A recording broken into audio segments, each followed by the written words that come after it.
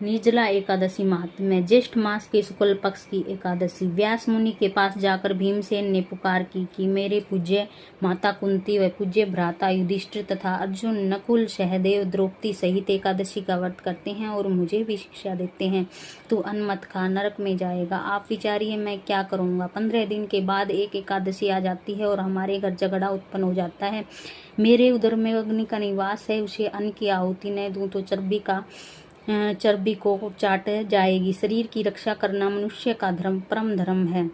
अतः आप ऐसा उपाय बताइए जिससे सांप भी मर जाए और लाठी भी न टूटे। अर्थात ऐसा व्रत कहो जो वर्ष में एक दिन करना पड़े और मन की व्याधियों का विनाश करने वाला हो।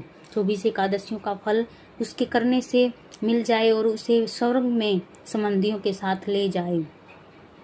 व्यास जी बोले, ज्येष्ठ मास की शुक्ल पक्ष की एकादशी का नाम निर्जला है, जिसमें ठाकुर जी को चरणोदिक वर्जित नहीं है, कारण कि वह एक अकाल मृत्यु को हरण करने वाला है। जो निर्जला एकादशी का व्रत श्रद्धा सहित करता है उसे 24 एकादशियों का फल प्राप्त होता है। इस व्रत में पितरों के निमित्त पंखा, छाता, कपड़े का जूता, सोना चांदी व मिट्टी का घड़ा और फल फूल इत्यादि दान करें। मीठे जल का प्याऊ लगा दे, हाथ में सुमणि रखें, मुख में ओम नमो भगवते वासुदेवाय इस 12 अक्षर महामंत्र का जाप करें। ध्रुव भक्त का गुरु मंत्र यही था।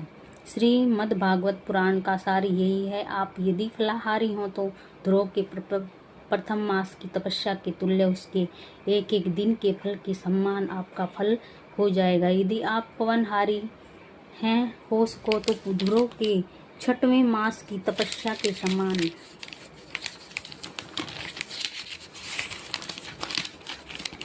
फल होगा। श्रद्धा को पूर्ण रखना, नास्तिक का संग न करना, दृष्टि से प्रेम का रस भरना, सबको वासुदेव का रूप समझकर नमस्कार करना, किसी के दिल को न दुखाना, अपराध करने वाले का दोष क्षमा करना, क्रोध का त्याग करना, सत्य भाषण करना। जो हृदय में प्रभु की मूर्ति का ध्यान करते हैं और मुख में 12 अक्षर मंत्र का ज्ञान करते हैं वह पूर्ण फल को प्राप्त होता है। दिन भर भजन करना चाहिए। रात्रि को रासलीला, कृष्ण लीला, कीर्तन के सहारे जागरण करना चाहिए।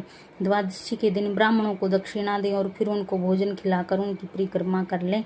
अपने पग पग का फल अश्वमेध यज्ञ के समान हो। ब्राह्मणों से ये वर मांग लें, ऐसा श्रद्धा भक्ति से व्रत करने वाला कल्याण को प्राप्त होता है। जो प्राणी मात्र को वासुदेव की प्रतिमा समझता है उसको मेरी कलम लाखों प्रणाम के योग्य करती है। निर्जला का महात्म्य सुनने से दिव्य चक्षु खुल जाते हैं। प्रभु घूंघट उतार कर मंदिर के